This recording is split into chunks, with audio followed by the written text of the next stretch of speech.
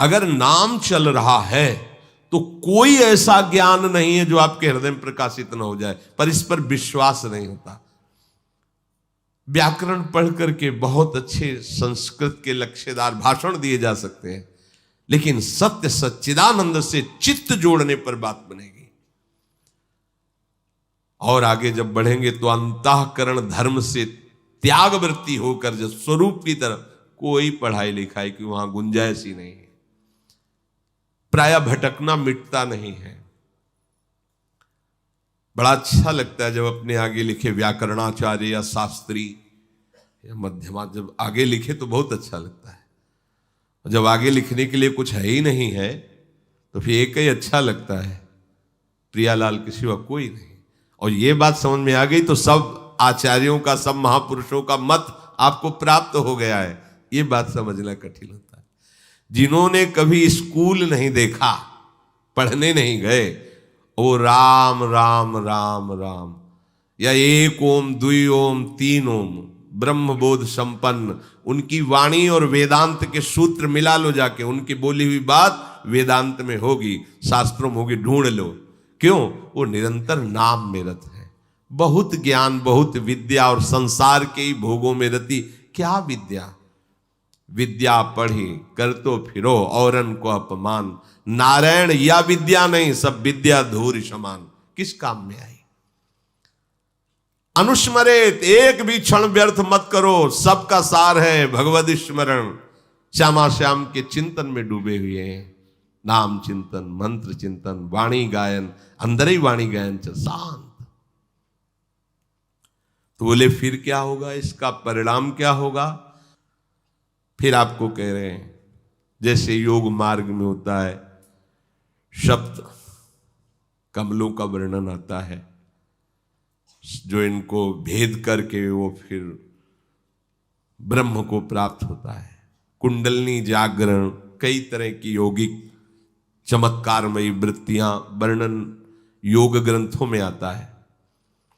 हम आपको अनुभव की बात कहते हैं, वो भी किए हैं, क्योंकि संन्यास मार्ग में चले तो नैष्ठिक ब्रह्मचर्य के समय था प्राणायाम, पद्मासन, संयम, नियम, जो जैसे गुरु कृपा से नाम में इतनी सामर्थ्य, बिना किसी प्राणायाम और पद्मासन लगाए अपने आप आपके जो चाहिए वो प्राप्त हो जाएगा। सप्त कमलों का भेदन, कुंडली का जागरण, सुषुम्ना नाड़ी का खुल जाना, ब्रह्मरंध्र से चिंतन होने लगना। आप जब अच्छे से भजन करोगे तो आप देखोगे यहां हल्का सा दर्द शुरू हो जाता है। यह आज्ञा चक्र कुतकुताहट से मीठी मीठी दर्द, जब आप अच्छे साधक होगे तो। अगर आपका ब्रह्मचर्य ठीक नहीं तो ये सब कहानी है, ये फिर केवल कथा सुन लो। अगर आप ब्रह्मचारी हैं, संयमी हैं और आप नाम जापक हैं तो आप देखना हल्का सा यहां आज्ञा चक्र में एक मीठा मीठा दर्द। वो ऐसा नहीं कि दुखद हो, पर वो एक ऐसा है, यहां एक वो शब्द है। जब यहां शुरू होगा तो आपकी दृष्टि जो है वो एकाग्र होने लगेगी, नासाग्र, बिना नासाग्र किए वैसा भार पड़ता है आनंद का कि वो नेत्र अपने आप ऐसे अर्धनिमीलित नेत्र होने लगते हैं। और फिर मंत्र यही ऐसे जैसे ऐसे प्रकाशित होता रहता है, बार बार बार बार। उसके आनंद का वाणी की सामर्थ्य नहीं, कोई यौगिक क्रिया नहीं, कोई पद्मासन नहीं, पैर फैला बैठे, सोफा में बैठे, कैसे नाम चल रहा ना, इतनी हीट पैदा हो रही, ऊर्जा शक्ति आध्यात्मिक, आज्ञा चक्र खुल रहा है अपने आप। ये जो सप्त चक्रों का भेदन है, बिना किसी प्रयास, हम ये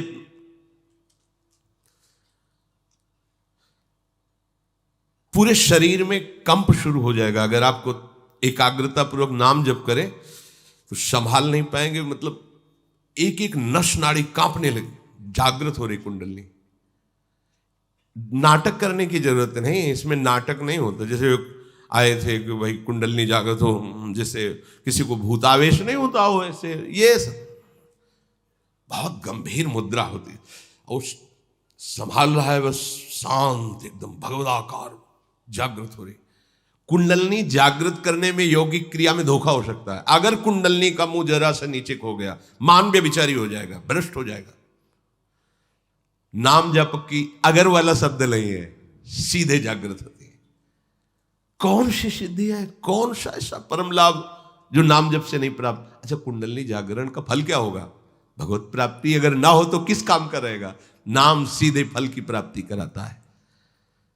इसमें जो वर्णन इसलिए इसका किया कि ये अलग से तुम्हें नहीं करना कि आसन में बैठ कर नासाग्र दृष्टि करके भ्रू मध्य का, ये अपने आप होता है, अपने आप होता है।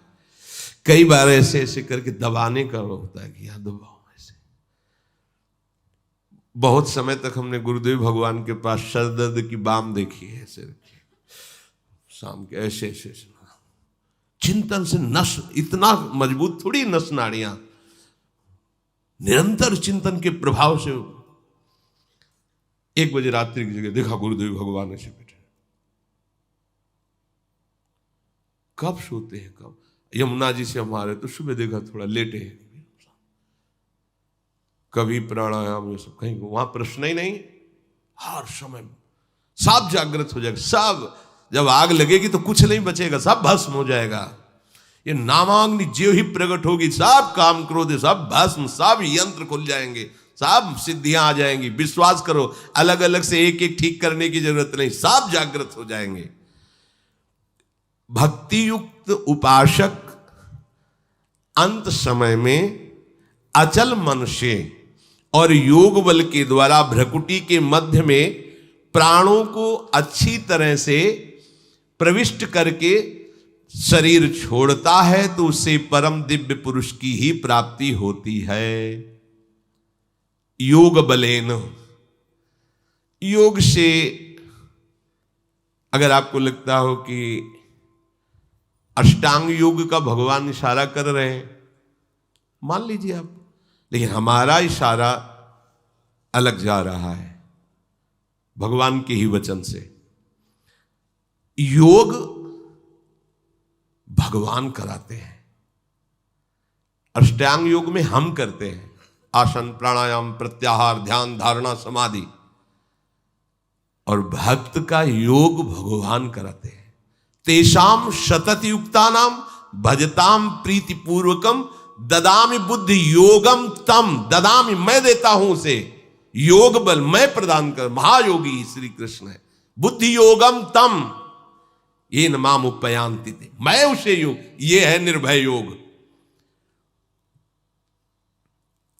सच्ची अगर कभी योग के मार्ग में कदम रखें अष्टांग योग में, तो पहला सूत्र याद कर लीजिए, अगर ब्रह्मचर्य नहीं तो आग से खेलना होगा।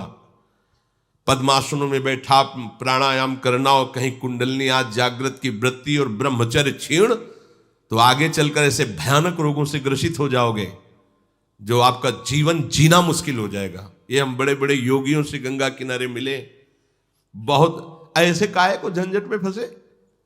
अरे राधा राधा राधा राधा राधा राधा, भाव कुभाव अनख आलसहु, नाम जपत मंगल दिशि दसहु। पर वो अहम को इसमें पुष्टता नहीं मिलती ना, उसमें मिलती है 4 घंटे पद्मासन में बैठता हूं, ये मैंने ये जागृत किया, मैंने वो जागृत किया, तो है सब देह है के अंदर ना, स्वरूपगत थोड़ी बोल रहे हो, तो अहम धर्म से ही तो है ना, अभी बात नहीं बनी। असम प्रज्ञात विचक्षणा समाधि में पहुंचा हुआ ही ये सब त्याग कर, और ये समाधि प्रेम समाधि के आगे लघु है, और प्रेम समाधि के लिए पद्मासन की जरूरत नहीं है, राधा राधा की जरूरत है। राधा राधा राधा। उद्धव समस्त योगों की ज्ञाता है, पर प्रेम योग का ज्ञान नहीं है। जब गोपी जनों से मिलते हैं तो कहते हैं तुम हमें योग सिखाने आए हो, भी तुम कुछ नहीं समझते कि योग किसको कहते हैं। जब गोपी गुरु बोली तो उद्धव शिष्य घुटने टेक दिए कि अभी तुम खुद नहीं समझे कि किसको योग कहते हैं, अभी योग क्या जानते हो तुम? श्री कृष्ण के समीप हो तो तुम अपने को योगी समझते हो। देख यार, रोम रोम में श्री कृष्ण समाया हुआ है, वो दशा देखी कि लोट पड़े चरणों में। प्रेम योगी से बड़ा कोई योग नहीं होता, और ये प्रेम किसी साधन से नहीं मिलता, ये केवल नाम। प्रेम मूल यह नाम है। प्रेम का मूल क्या है? नाम है। प्रेमी रसिक जपत यह नाम, प्रेम मगन निज बन विश्राम श्री हरिवंश जहां रहा है। प्रेम प्रवाह परय मन सोई, तब क्यों लोक वेद सुधि होई। जब हरिवंश कृपा करी, अब व्रत संयम तब कौन कराए। प्रेम प्रवाह में बहता हुआ मन युगल सरकार की दिव्य लीलाओं में आप कौन